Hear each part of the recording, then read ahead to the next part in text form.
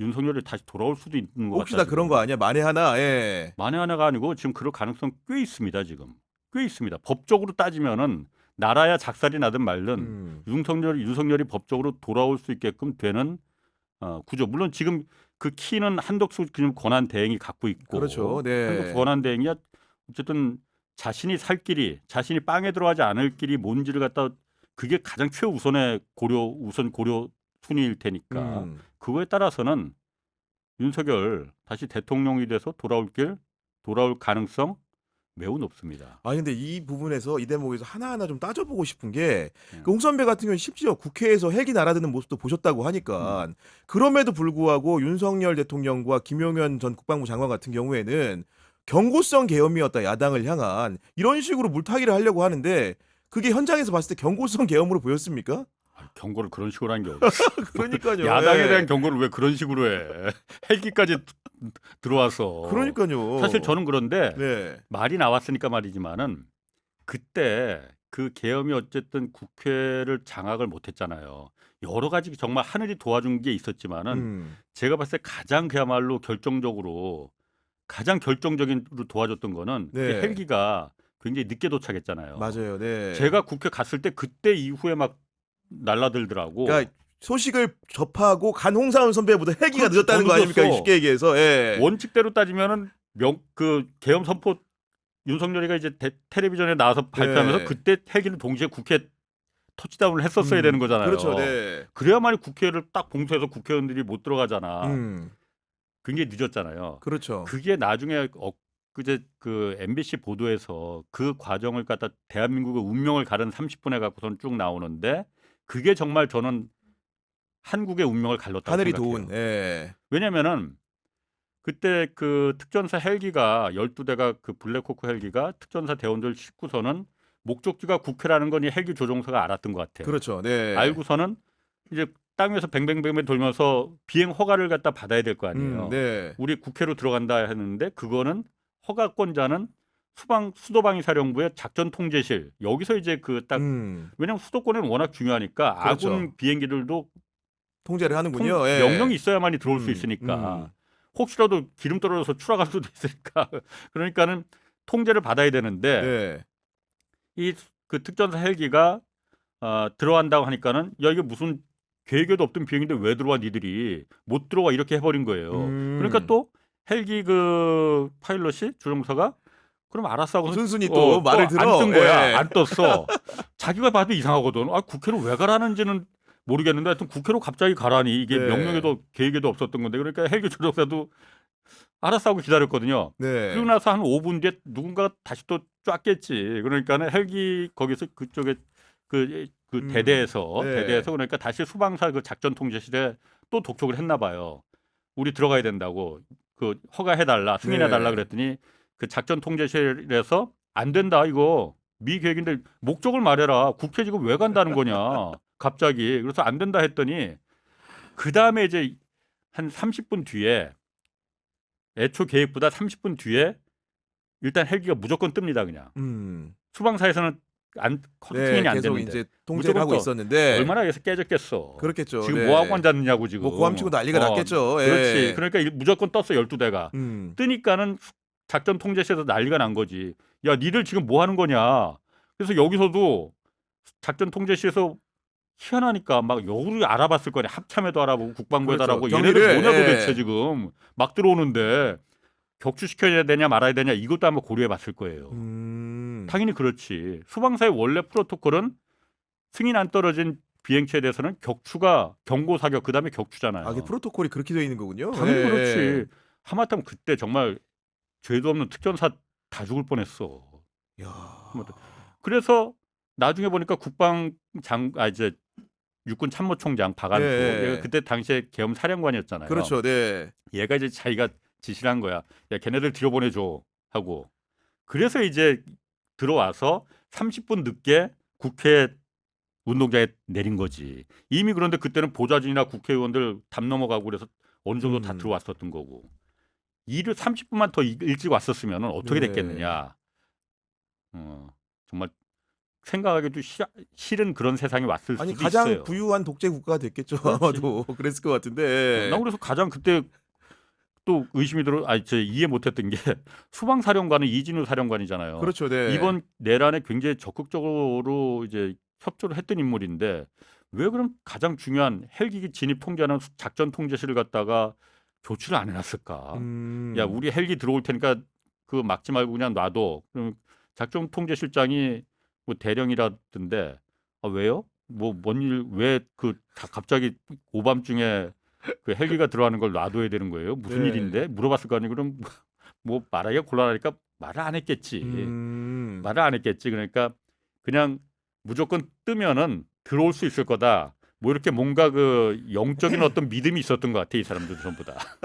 막연한 상상만 가지고. 막연한 네. 상상이라기보다는 영적인 어떤 하늘이 네. 우리를 도와줄 거야라는 영적인 믿음 하나로 다 그냥 그 조치도 안 해놓고 그냥 네. 그래서 사실은 그게 헬기가 30분 늦게 못 뜨는 바람에 조종사들이 뜨지 말라고 하니까 그럼 알았어 하고선 땅 위에서 그냥 뱅뱅뱅 그리고 기다리고만 있었기 때문에 이 계엄, 이 내란이 실패했던 거예요. 야, 그 내란 실패의 그 역동적인 이야기를 좀 들어보고 있는데 사실은 요즘 언론 보도로 속속 알려지는 걸 보면은 계엄을 윤석열 대통령은 오래전부터 준비를 하고 생각을 했던 것 같기는 해요. 저도 처음에는 굉장히 어설프다 생각했었거든요. 그냥 그때 들어온 이제 국회에 난입한 이제 계엄군들도 보면은 그렇게 일부 뭐 유리창 깨고 그런 거는 그 정도는 적극적이라고 볼 수 있지만은 뭐 야 아무것도 하지 마 아무것도 하지 마 하고 이렇게 그렇겠죠. 예. 말하고 좀 어설펐잖아요. 그래 총이나 뭐 이렇게 뭐 야간 투시형 이런 걸 그렇죠. 굉장히 예. 뭔가 차림은 되게 뭐 있어 보이는데 영화처럼 그러니까 네. 멋있었는데 하는 건 본인들도 얼마나 당황스러웠겠습니까. 임무가 이건지 알고 현장에서. 예. 그렇지. 야 우리 보고 이걸 하라는 거야 지금? 이걸 하라는 거 얼마나 당황스러웠겠. 그러니까 그러니까요. 일부러 뛰지도 예. 않았다는 거 아니에요. 그런데 음. 위에서 정말 몇몇 놈들은 치밀하게 정말 작전을 세웠던 것 같아. 지금 문제가 되는 그 민간인 노상원 맞아요. 그 네. 점쟁이 이 양반은 9월부터 이 그 HID 특수 요원들을 갖다 뭐 차출을 하라고 네, 그런 그 수사 내용이 지금 나오고 있잖아요. 9월부터 왜냐하면 노상원이라는 그 전 정보사령관이 외곽 지역뿐만이 아니고 이번 계엄에서 전체적으로 총괄 어떤 그 지휘격이 아닌가. 지휘관 네. 역할을 한 거 아닌가라는 생각이 들거든요. 점이라는 공통 이제 코드도 있고 좀 그러다 보니까 이 사람들은 몇몇 사람들은 굉장히 오래 전부터 아마 이걸 계획을 하고 준비를 네. 하고 있지 않았었을까라는 생각이 들어요. 근데 다만 그날 왜 그럼 그날 23일이 왜였었느냐 평일이었었는데 이거는 사실 아직까지 좀 풀리지 않는. 그러니까 오늘 보도를 보니까 뭐 정보가 좀 새고 있다라는 김용현 전 장관의 우려가 아마도 그날을 이제 기일로 잡는 촉발하는 계기가 됐던 것도 같던데. 그러니까 어디서 새고 있으니까. 네, 정보가 야, 새고 더 세면 있다. 안 된다. 왜냐하면 그때 이제 얘기 들어봤더니 김병주 의원하고 예비역 장선들이 시국 선언 같은 걸 했나 봐요. 예. 그러니까 그런 배경을 두고 아마도 군이 움직일 수 있다라는 의견을 가지니까 예. 이게 셀 수 있다. 우리 작전이 실패할 수 있다. 그래서 그날 이제 우발적으로 나름 고른 게 아닌가라도 싶은데 여하간 그 계획이 꾸준히 있었다라는 것들은 속속 드러나고 있는 상황이고 그렇지. 전 또 예. 이제 한국적 특성인 것 같은데 예. 군에도 보면 군인도 언론도 마찬가지지만 파벌이란 게 좀 있잖아요. 예. 근데 우리가 참 특이한 게 고등학교 파벌이 또 여기서 작동을 하는 겁니다. 지금 어. 충암파라고 예. 이거 한국에밖에 없을 것 같아 이런 거는. 예. 파벌과 순혈주의. 그러니까요. 언론도 예. 마찬가지고 군도 그게 굉장히 강하잖아요. 그렇죠. 육사 출신 그것도 육사도 그냥 저 어디 뭐 이런 데는 아니고 수방사나 특전사 뭐 이런 아주 그 우리만이 최고의 그야말로 정예야 성골이야 네. 막 이런 거 있었잖아요. 사실 이것 때문에 실패한 거야 이번에도.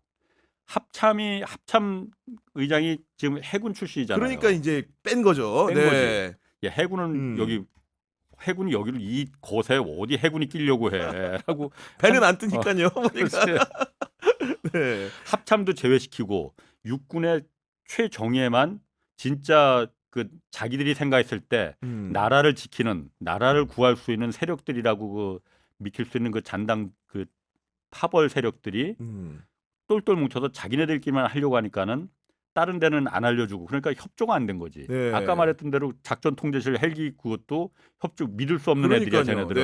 네. 아마 모르겠습니다. 그게 정말 육사 출신 막 이런 것만 믿다 보니까 육사가 아닌 사람들은 우리가 믿을 수 없어 막 이런 것도 있을 수 있고 네. 얘는 하나회가 그랬잖아요. 그렇듯이 그것 때문에 그것만 믿고서는 해서 이 어떤 그 계획을 갖다가 어, 치밀하게 짜지 못하고 네. 우리들만 아니까 그냥 나머지는 그냥 다 영적인 하늘이 도와줄 네. 거야라는 믿음만 영적인 믿음만 갖고서는 그냥 이 일을 벌렸기 때문에 이렇게 된 거 아닌가. 아니 그리고 윤석열, 김용현, 여인영 다 충암고 특정 고등학교 출신이잖아요. 이것도 참 희한해요. 고교 선후배면 학교 같이 안 다녔는데도 야 네. 해보자 거사 도모할 수 있는 문화라는 게 네. 놀라운 거죠. 네.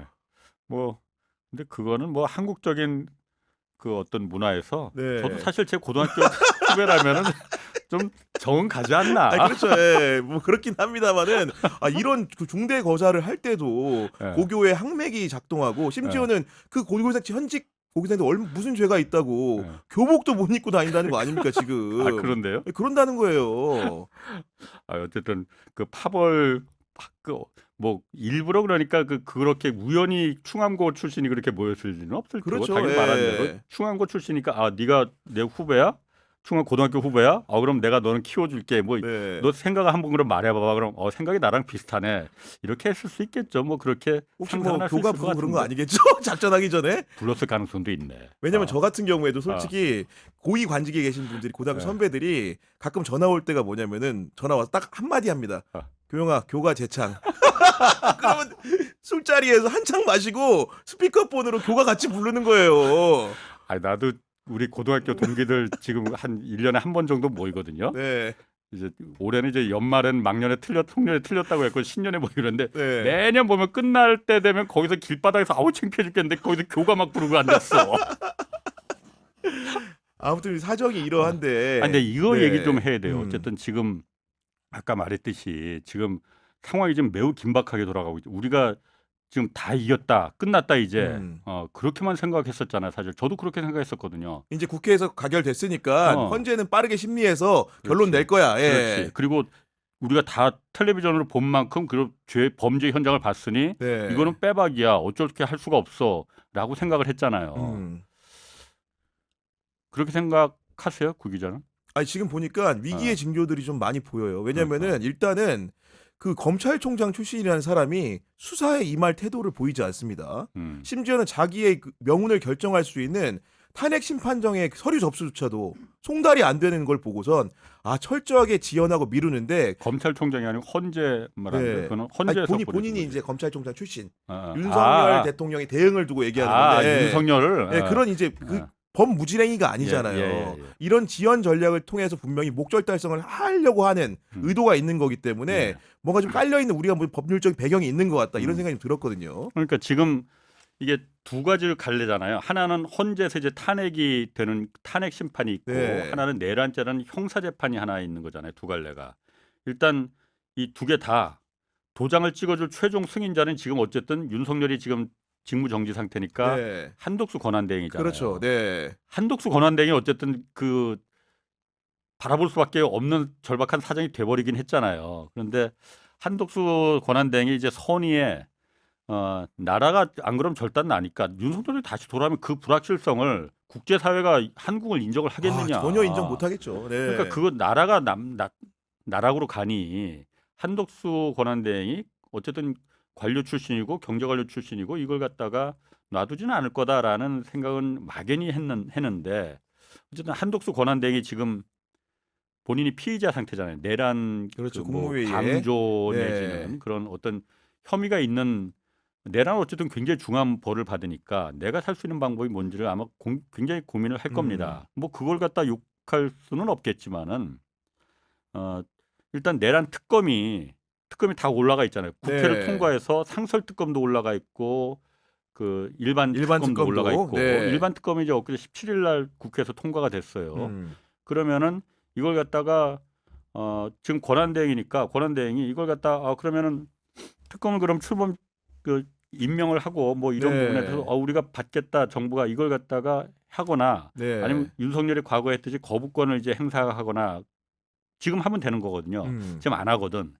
이 15일 내에 하게 법적으로 기한이 정해져 1월 있기 1일 전에 때문에 해야 되는 거죠. 그렇죠. 그러니까 네. 1월 1일 휴일이니까 12월 31일까지 하면 되는데 지금 하면 되는데 마지막 날 하겠다. 계속 숙려를 한 다음에 그때 하겠다는 거잖아요.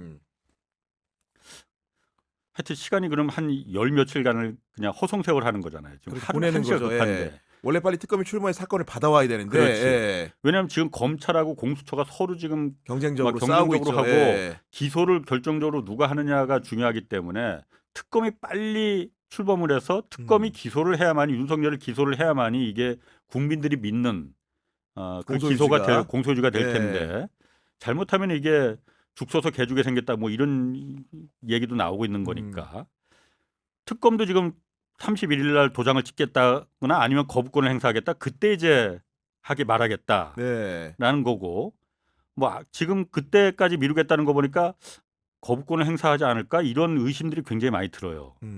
그리고 상설특검도 지금 이거는 더 일찍 10일 날 국회에서 통과가 됐거든요. 맞아요. 네. 그러면 그거는 벌써 한 지금 열흘 정도 지났잖아. 그러면은 먼저 불러가야 되는데 첫 번째 스텝이 그럼 대통령 권한 대행이 그럼 오케이 상설특검 임명했으면 통과됐으면은 상설특검을 갖다가 그럼 추천을 그럼 정부에다가 해라. 이게 첫 번째 스텝이거든요.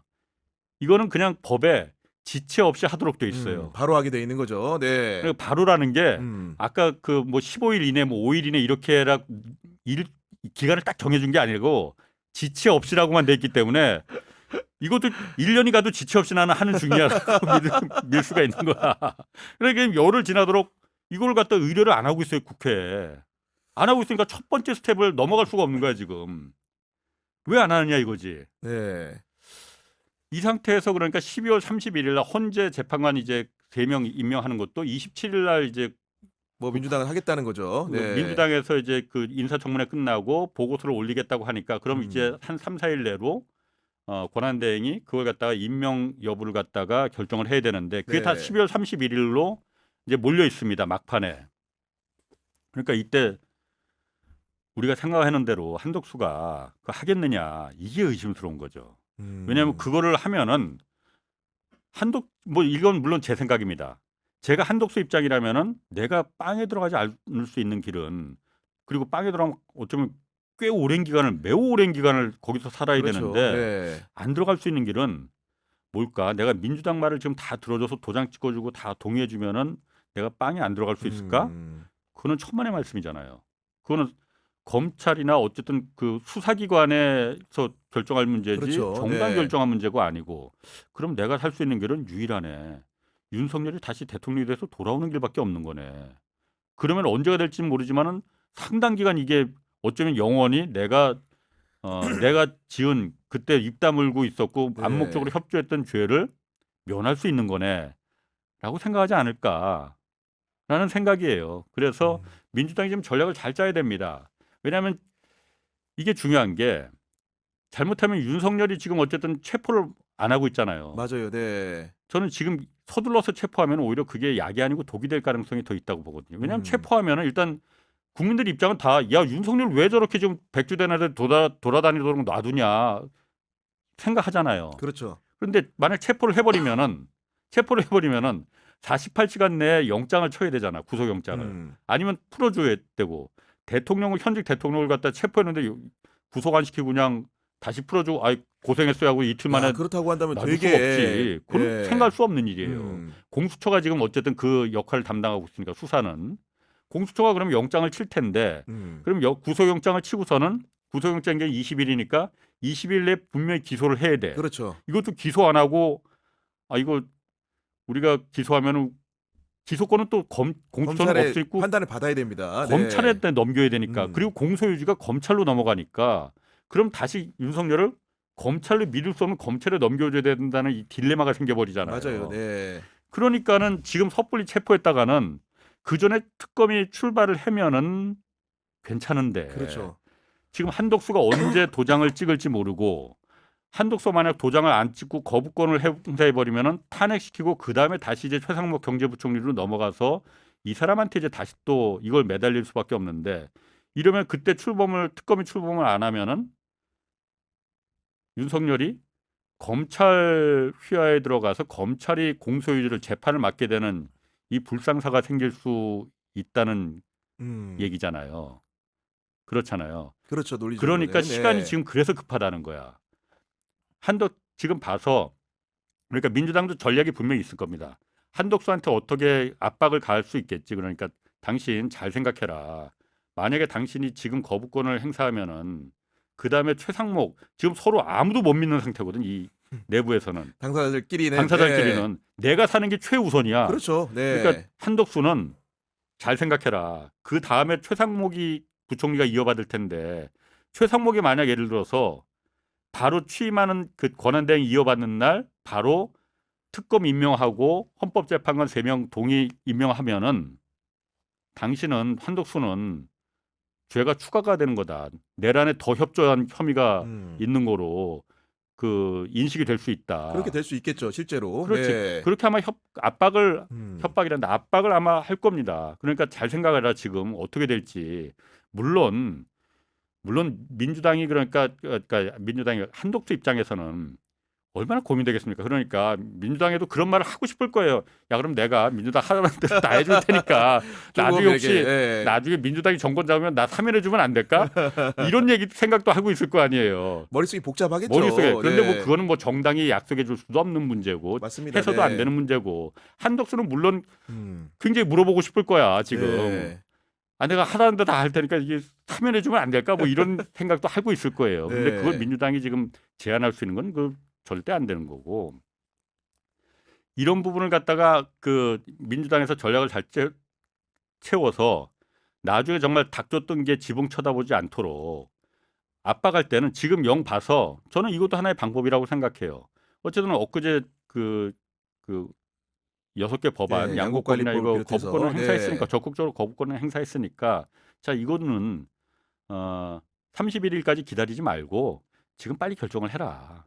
당신 압박을. 네. 압박을 안 그러면은 우리 당신이 아닌 것 같으면은 빨리 다음 선수한테 최상목 부총리한테 넘겨줘서 거기서 판단을 받고 여기서만 하면은 당신은 정말 큰 죄가 되니까 그 각오를 하고 하든가 아니면 여기서 빨리 결정을 해라 이렇게 압박하는 것도 안 찍을 거면 우리 바로 탄핵 지금 절차를 들어가겠다라고 압박을 하는 것도 하나의 전략일 수 있을 것 같아요. 그래서 민주당에서 이 부분을 전략을 잘 짜야 될 테고 어쨌든 간에 시간이 그러니까 지금 하루가 좀 막 하루 상관이에요. 맞아요. 예. 왜냐하면 어느 기관이든 구속하면 20일 내에 기소를 해야 되기 때문에 이게 특검이 기소를 해야 되는데 그 전에 구속기간 전에 특검이 출발을 해야 되는데 못할 가능성이 지금 있는 것 때문이잖아요. 맞아요. 네. 예를 들어서 만약에 다음 주 일주일 뒤에 그럼 27일, 28일 이때쯤에서 공수처에서 윤석열을 체포를 했다. 네. 그럼 29일쯤에서 자 우리 영장 쳤어.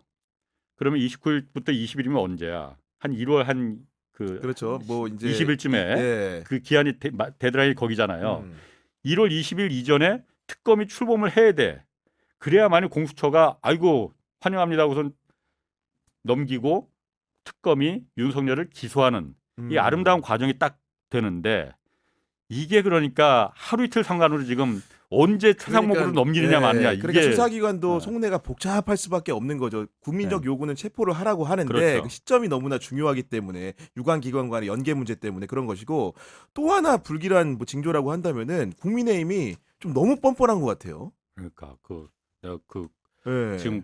지금 대통령실과 그러니까 윤석열 측과 그다음에 행정부 그러니까 한덕수 행정부라기보다는 한덕수 네. 그다음에 당 그리고 검찰까지 전부 다 이런 어떤 하나의 그 목표가 그 이해관계가 딱 떨어진 것 같아요. 국민의힘도 권성동 원내대표가 그 말을 했잖아요. 이게 이번 그 탄핵안 만약 뭐 기각이 되면은 그 직권남용으로 처벌하는 법안 만들자 이런 거 아닙니까 그러니까 지금? 그 의원들을 그 말이 되나 그게 상식적이지가 않죠. 상식적이지 않죠. 자기가 입법부 헌법기관인데 똑같이 도로당할 수도 있는데도 불구하고 권성동 의원은 어쨌든 검사 출신이잖아요. 네. 법을 잘하는 사람입니다. 이게 말이 안 되는 건지를 당연히 알 거야. 그렇겠죠. 네. 근데 그걸 말하는 거는 탄핵 기각됐을 때 진짜로 그걸 하자는 게 아니고 당장 예를 들어서 한덕수 권한대행이 이걸 거부권 행사하면은 옛날 윤석열이 거부권 행사할 때 국회로 돌아오잖아요. 네. 재의결 다시 거쳐야 되는 거잖아요. 200표가 나와야 되잖아요. 또 8표가 필요한 거잖아. 8표 잘 가고 잘들 생각해라 국민의힘 의원들. 잘 생각해라. 이걸 지금 말하는 거거든요. 오히려 내부 표단속이다. 그 법안을 발의하겠다는 그 기저에는 그게 말이 된다고 그렇네요. 검찰 출신이 그게 내부당 말이 손님이네. 된다고 생각해요. 그렇네요. 예. 그걸. 듣고 보니까 어. 이해가 확 되는 어. 상황인데 아닌 게 아니라 김상우 의원처럼 탄핵에 찬성한 사람을 상대로 예. 사회적으로 극우 인사들 같은 경우에 백색 테러 위험까지 지금 그렇지. 불거지는 상황이잖아요. 직권남용으로 좀 그 고발한다는 거 아니야. 야, 그 내부적으로 단속하고 바깥에서는 또 그렇게 위협하고 그러니까. 이런 상황이라는 게 결국 국민의힘이 목표가 분명해 보인다. 예. 탄핵이 또 이제 어그러질 수 있다라는 그런 생각을 가졌기 때문에 예. 이렇게 좀 이렇게 앞으로 정진하는 게 아닌가 싶은데 그렇죠. 저는 근데 이제 복귀 시나리오를 두고 많은 분들이 이성적으로 납득이 안 된다고 생각하실 수 있는데 제가 지금 개인적인 들은 얘기를 말씀드리면 제가 법조인들 좀 많이 알잖아요. 그러다 보니까 이제 들은 얘기 중에 하나가 그 대형 로펌에서 이 관련된 안건을 놓고 얘기를 했다는데 예. 그런 의견이 나온다고 하더라고요. 그러니까 지금 이제 헌재 심리가 진행 중인데 헌재 심리를 멈출 수도 있다. 왜냐면은 지금 그 검경이라든가 공수처 수사 범죄 혐의가 내란죄라는 어마무시한 거 아니겠습니까? 네. 게다가 내란 수객이기 때문에 사형, 무기징역, 네. 무기금고밖에 없다는 거예요. 그렇기 네. 때문에 이 헌재 절차를 멈출 수도 있는 중형이 선고가 예상되기 때문에 일단은 형사재판을 먼저 해야 된다. 뭐 이런 취지의 의견을 주장하는 법리적 의견이 힘을 받을 수도 있다. 뭐 아직은 실현되지 않았습니다만 그런 얘기도 들리기 때문에 그런 법적 설명을 들으니까 더 이렇게 우리 국민들이 불안하게 되지도 않을까라는 생각을 하게 되더라고요. 아니 그 지금 윤석열 쪽에서 네. 주장하는 것 중에 하나가 그거거든요. 음. 헌법재판소법 51조에 그게 있다는 거야. 그러니까 탄핵 심판과 지금처럼 형사 재판이 같이 네. 진행될 때는 형사 재판을 먼저 결과를 보고 난 보고, 다음에 예. 탄핵 심판 절차가 들어가야 된다. 들어가야 된다가 아니고 들어갈 수 지켜볼 수 그렇게 할 수 있다. 중지할 수 있다라고 중지할 수 있다. 해야 된다가 아니고 이렇게 이 조항이 있다는 거예요. 그래서 형사 재판 끝난 다음에 이거 탄핵 이어가야 된다. 심판은 이렇게 주장한다는 거예요. 근데 어쨌든 헌재에서 지금 탄핵 심판 심리는 이제 네. 시작을 했고 27일부터 이제 준비기일 들어간다니까. 근데 중간에 만약 이걸 갖다가 말씀하신 대로 그 대형 로펌에서 이거는 사형이나 무기 같은 중형을 선고받을 수밖에 없는 거기 때문에 이거 본 다음에 이거 해야 된다. 만약 이걸 계속 우긴다면은 그러니까 헌재가 빨리 9명이 돼야 돼. 일단 그러니까요. 빠르게 9명이 돼야 신속하게. 되고 예. 만약 그런데 형사 재판이 다 끝나려면 대법원 3심까지 가려면은 그럼 뭐 사실 임기 다 끝나고 나서 재판만 받다 끝나는 거예요. 그러니까. 그러니까 네. 그 사이에 그럼 계속 그 나라는 그럼 나라는 그 대통령이 없는 상태로 그냥 계속 그냥 가자는 거예요. 그러면은 대통령 다시 윤석열 다시 대통령을 직무 복귀를 할 수는 없는 거 아니에요. 그렇죠. 정지가 돼 있으니까 이미 심판 절차가 진행 몇 중이니 년을 갔다 그러면 몇 년을 갔다 그러면 네. 그 대통령도 없이 그냥 권한대행 체제로다가 아무 결정도 못하는 어떤 정책을 펼 수도 없는 그런 체제로 그냥 그럼 국민들은 어떻게 하라고? 근데 또 이제 심플하게 생각을 해보면은 결국은 윤석열 대통령이 어떤 절차를 더 무서워할까?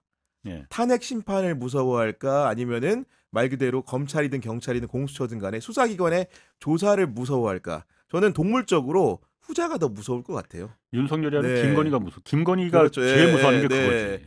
결국 그거기 때문에 네. 그리고 수사기관에 자기를 구속하려고 한다는 걸 목적을 명백히 이해하고 있기 때문에 예. 구속이 되는 순간 뭐 사실은 우리 국민들 끝나는 같은 거죠. 경우에는 네. 상황 종료로 인식을 하지 않겠습니까? 그렇죠. 네. 네. 그렇기 때문에 사실 이 내란 특검이 그 상설 특검이든 일반 특검이든 빨리 이게 출범을 해야 됩니다. 그러니까요. 왜냐하면 검찰이 지금 행동이 매우 수상스럽잖아요. 처음부터 수상스러웠지만은 중간에 이걸 갖다 윤석열을 갖다가 잠깐 그럼 공수처에다 사건을 이첩시키겠다 했을 때 그때도 사실 다 넘긴 게 아니잖아요. 반만 넘겼잖아.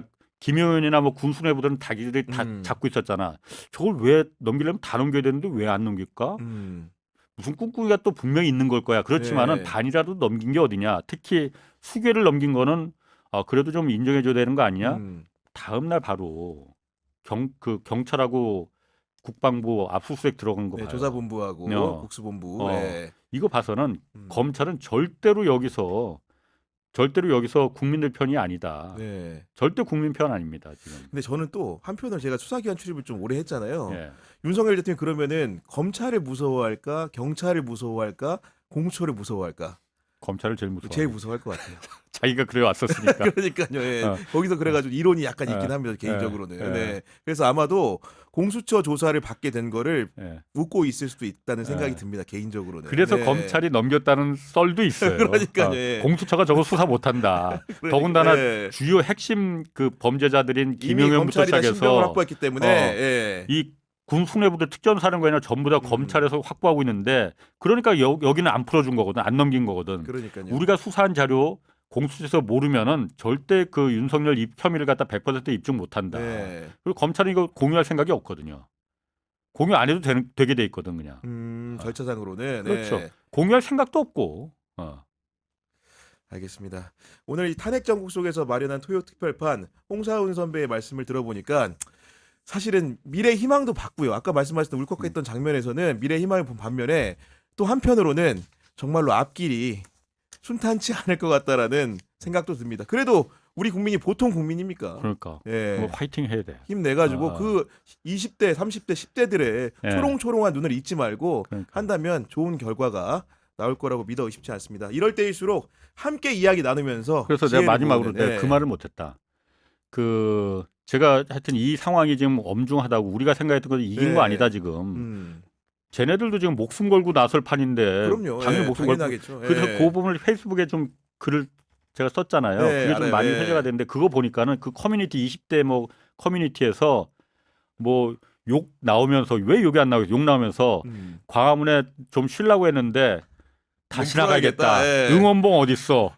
이거 찾고 있더라고. 그게 가장 큰 힘입니다. 네. 가장 큰 힘이에요. 어떤 힘보다도 가장 큰 힘이 그겁니다. 지금 한덕수 권한대행을 마음을 돌릴 수 있는 섣부른 생각할 수 있는 국민의 반대 입장을 생각할 수 있는 마음을 돌리는 것도 그게 응원봉이다. 가장 커요. 네.